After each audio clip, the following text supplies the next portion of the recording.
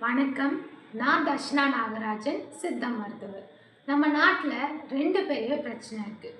ஒன்று விவசாயம், இன்னொன்று உணவு மேலே நமக்கு இருக்கிற பயம். எங்கே இது சாப்பிட்டா சுகர் வந்துடுமோ, பிபி ஏறிடுமோ, கொலஸ்ட்ரால் கூடிருமோன்னு பயந்து என்ன சாப்பிட்றதுன்னு தெரியாமல் தேடி அலைஞ்சிட்ருக்கோம். இது ரெண்டுத்துக்கும் ஏதாவது ஒரு சொல்யூஷன் இருந்தால் நல்லா இருக்கும்ல? இருக்குது. இது ரெண்டுத்துக்கும் ஒரே சொல்யூஷனே இருக்குது. அதுதான் மில்லட்ஸ், சிறுதானியங்கள். மில்லட்ஸை நம்ம ரிசர்ச்சர் ஃப்யூச்சர் கிராப்ஸ்ன்னு அட்ரஸ் பண்ணுறாங்க. அதாவது சிறுதானியங்கள் தான் நம்மளோட எதிர்கால பயிர்கள்.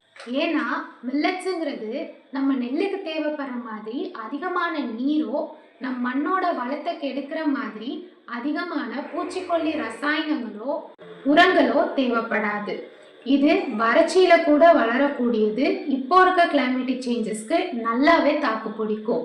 விவசாயிகளோட வாழ்வாதாரம், நம் மண்ணோட வளம், நம் உடலோட ஆரோக்கியம், இது மூணுத்தையும் பாதுகாக்குது.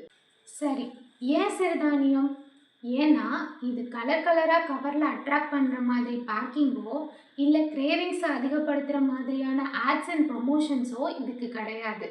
இது நம்ம அன்றாட வாழ்வில் அதிகமாக பயன்படுத்துகிற அரிசி மற்றும் கோதுமையை விட கம்மியான மாவுச்சத்தும் அதிகமான நார்ச்சத்தும் பல நுண்சத்துக்களான மைக்ரோ நியூட்ரியன்ஸும் இருக்குது. இது நம்மளோட கட் ஹெல்த்தை இம்ப்ரூவ் பண்ணி டைஜஷனை சரியாக வச்சுக்குது. அதனால் மலச்சிக்கலை தவிர்க்க முடியும். மேலும் இது ரத்தத்தில் கொஞ்சம் கொஞ்சமாக சர்க்கரை அளவை கொடுக்கறதுனால இன்சுலின் லெவலை கரெக்டாக மெயின்டைன் பண்ணி சடனாக குளுக்கோஸ் ஸ்பைக் ஆகிறத தவிர்க்க முடியும். இதனால் பசியும் அவ்வளோ சீக்கிரம் எடுத்துக்காது. ஸோ வெயிட் லாஸ்க்கு ஒரு நல்ல சாய்ஸ். முக்கியமாக இது க்ளூட்டன் ஃப்ரீ. ஸோ சீலியாசிஸ்னு சொல்லப்படுற ஆட்டோ இம்யூன் பேஷண்ட்ஸ்க்கு இது ஒரு நல்ல சாய்ஸாக இருக்கும். இன்றைக்கி நம்ம மக்களுக்கு வர முக்காவாசி நோய்களான sugar, BP, cholesterol, atherosclerosis, PCOD, liver problems போன்ற எல்லா நோய்களுக்கும் அடிப்படையாக இருக்கிறது இன்சுலின் ரெசிஸ்டன்ஸ். அதை இதனால் சரி பண்ண முடியும். மேலும் இதில் கால்சியம், பாஸ்பரஸ், மெக்னீசியம் போன்ற நுண்சத்துக்கள் அதிகமாக இருக்கிறதுனால வளர குழந்தைங்களுக்கும் வயதானவர்களுக்கும் மெனோபாஸ் ஸ்டேஜில் இருக்கக்கூடிய பெண்களுக்கும் இது ரொம்பவே நல்லது. இதில் ட்ரிப்டோபான்னு சொல்லப்படுற ஒரு அமினோ ஆசிட் ப்ரெசண்ட்டாக இருக்குது. இது நம்மளோட பசி உணர்வை கம்மி பண்ணி நம்மளோட உடல் எடையை கட்டுக்குள்ளே வச்சுக்கும். இப்போதைக்கு மில்லட்ஸுங்கிறது சுகர் அண்ட் கொலஸ்ட்ரால் பேஷண்ட்ஸோட டயட்டில் மட்டும் வந்திருக்கு. ஆனால் இது நோய் வந்தால் சாப்பிட வேண்டிய மருந்து மட்டும் கிடையாது, எல்லாத்தோட டயட்டில் இருக்க வேண்டிய விருந்து. மில்லட்ஸில் இவ்வளோ ப்ரோட்டீன்ஸ், விட்டமின்ஸ், மைக்ரோ நியூட்ரியன்ஸ் இருக்குன்றதை தெரிஞ்சுக்கிறோமோ அதே அளவுக்கு அதில் இருக்கக்கூடிய ஆன்டி நியூட்ரிஷனல் ஃபேக்டர்ஸ் பற்றியும் தெரிஞ்சுக்கணும். இந்த ஆன்டி நியூட்ரிஷனல் ஃபேக்டர்ஸ் என்ன பண்ணோன்னா இந்த மில்லட்ஸில் இருக்கக்கூடிய சத்துக்களை நம்ம உடம்புல கம்ப்ளீட்டாக அப்சார்ப் பண்ணாமல் தடுக்கும். ஸோ இதை எப்படி ரிமூவ் பண்ணலாம் அப்படின்னா ஒரு 4 மெத்தடில் ரிமூவ் பண்ணலாம். ஃபஸ்ட்டு மில்லட்ஸை வறுத்துட்டு அதுக்கப்புறமா யூஸ் பண்ணுங்கள். செகண்ட் மெத்தட், அதை மினிமம் ஒரு 2 மணி நேரமாவது ஊற வச்சுட்டு அதுக்கப்புறமா நம்ம யூஸ் பண்ணணும். மூணாவது, அதை புளிக்க வச்சு அதுக்கப்புறமா நம்ம சாப்பிடலாம். நாலாவது, அதை முளைக்கட்டி அதுக்கப்புறமா நம்ம பயன்படுத்தலாம். புதுசாக தானியங்களை சாப்பிட ஆரம்பிக்கிறவங்க மதிய நேரத்தில் எடுத்துக்கோங்க. கொஞ்சம் கொஞ்சமாக உங்களோட டயட்டில் வீக்லி ட்வைஸ் இந்த மாதிரி ஆட் பண்ணிட்டு வாங்க. ஒரு நாளைக்கு ஒரு வேளை மட்டும் ஒரு வகையான தானியங்களை மட்டும் சாப்பிடுங்க. 3 வேளையும் சிறுதானியங்களே எடுத்துக்கொள்ள வேண்டாம்.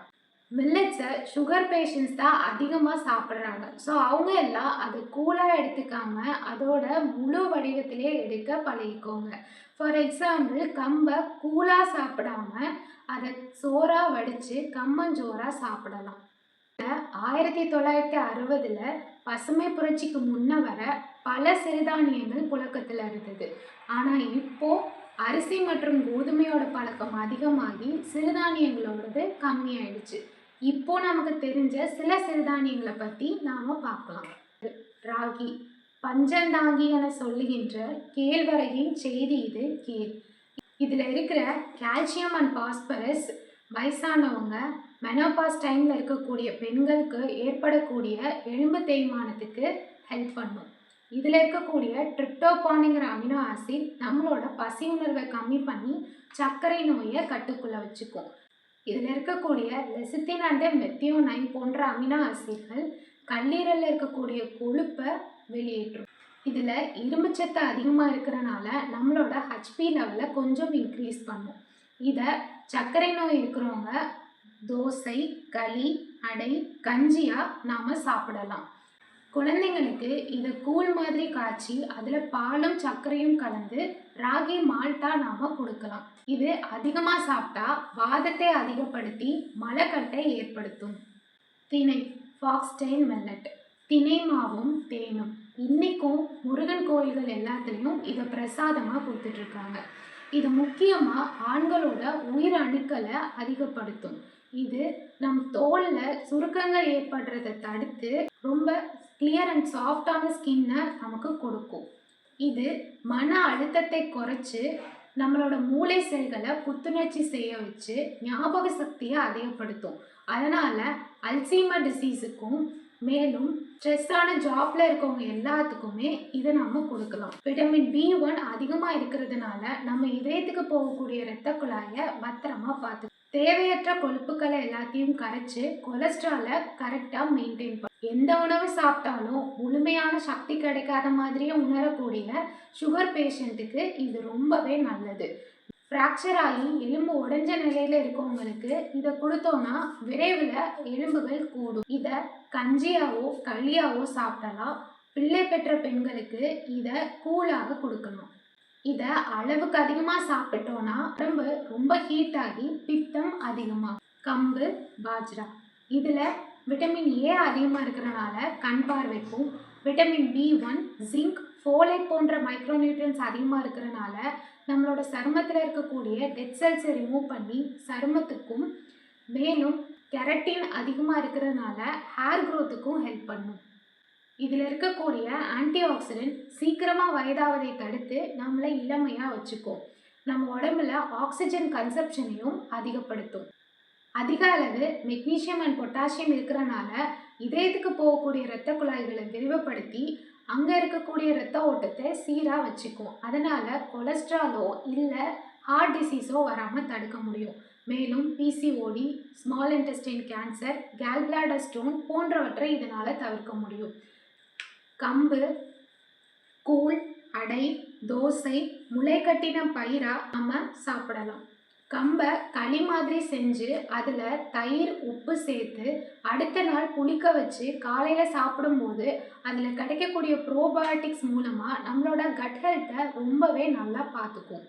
இதை அதிகமாக சாப்பிட்டா சில skin issues and breathing issues வர வாய்ப்பு இருக்குது. சோளம்னாலே நாம் எல்லாரும் மக்காச்சோளம் மட்டுமே நினச்சிட்டு இருக்கோம். ஆனால் இதில் வெண்சோளம் அதுதான் ரொம்பவே சிறந்தது. இது LDL கொலஸ்ட்ரால் லெவலை கம்மி பண்ணும். வெயிட் லாஸ்க்கு ரொம்பவே ஹெல்ப் பண்ணும். குழந்தைங்களுக்கு இதை தோசை, ஆப்பமாக நம்ம செஞ்சு கொடுக்கலாம். இதில் செய்கிற தோசை நார்மலாகவே நல்லா ரோஸ்ட்டாக வர்றதுனால குழந்தைங்க ரொம்பவே விரும்பி சாப்பிடுவாங்க.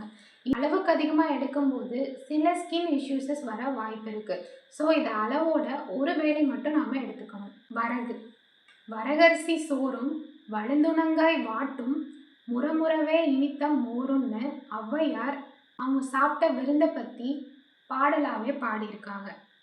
அப்பேற்பட்ட வரகுல calcium, iron, protein, vitamin B போன்ற சப்ஸ்டன்ஸ் எல்லாமே இருக்குது. இதில் லெசித்தின் சப்ஸ்டன்ஸ் அதிகமாக இருக்கனால நம்மளோட நரம்பு மண்டலத்தை நல்லாவே பலப்படுத்தி வச்சுக்கும். BP, சுகர், கொலஸ்ட்ரால் இது எல்லாத்தையும் கண்ட்ரோலாக வச்சு இது பைல் ரிலீஸ்க்கு ஹெல்ப் பண்ணி கேல்பிளாடர் ஸ்டோன்ஸ், பித்தப்பை கற்கள் வர சதவீதத்தை ரொம்பவே கம்மி பண்ணுது. ஸ்டொமக் அல்சர்ஸ் இருக்கிறவங்க இதை உணவாக எடுத்துக்கலாம். இதை பொங்கலாவோ, உப்மாவாவோ, சேமியாவாவோ எடுத்துக்கலாம். சாமை, இதை மென்று சாப்பிட கொஞ்சம் கஷ்டமாக இருக்கும். ஆனால் இதில் இருக்கக்கூடிய மெக்னீஷியம் பிளட் ப்ரெஷரை கரெக்டாக மெயின்டைன் பண்ணும். மேலும் ஃபீவர், டயரியா போன்ற டைமில் ரொம்ப டீஹைட்ரேஷன் ஆகி இருப்பாங்க. அந்த டைமில் நார்மல் கஞ்சிக்கு பதிலாக சாமை அரிசி கஞ்சியை கொடுத்தா ரொம்பவே நல்லாயிருக்கும். அஸ் யூஷுவல் இதுவும் சுகர், BP, கொலஸ்ட்ரால் இது எல்லாத்தையும் கரெக்டாக மெயின்டைன் பண்ணுது. இதை கஞ்சியாவோ சாதமாவோ நாம் எடுத்துக்கலாம். இதை அதிகமாக சாப்பிடும்போது நம்ம உடம்புல பித்தம் அதிகமாகும். ஆனால் இதை சரியான அளவில் சாப்பிட்டோன்னா நம்ம உடம்புல வாதம், பித்தம், கபம் இது மூணுத்தையும் சரியான நிலையில் வச்சுட்டு நம்ம உடம்பை பேலன்ஸ் பண்ணும். குதிரைவாலி. இதில் இருக்கக்கூடிய ரிபோஃப்ளாவின் சப்ஸ்டன்ஸ்னால தூக்க இன்மை சரியாகும். இதை இட்லியாவோ பொங்கலாவோ இடியாப்பமாவோ செஞ்சு சாப்பிடலாம். இதில் மோர் சாதம் செஞ்சு சாப்பிட்டா ரொம்பவே ருசியாக இருக்கும். முடிஞ்ச வரை இந்த சிறுதானியங்களை குக்கரில் சமைக்காமல் நல்லா பாயில் பண்ணி சமைக்க ஆரம்பிப்போம். அது மட்டும் இல்லாமல் இந்த சிறுதானியங்களை நம்மளோட அன்றாட வாழ்வில் சேர்த்துக்கிட்டு நம்மளோட உடலோட ஆரோக்கியத்தையும் பார்த்துப்போம், விவசாயிகளோட வாழ்வாதாரத்தையும் நம்ம பாதுகாப்போம். நன்றி.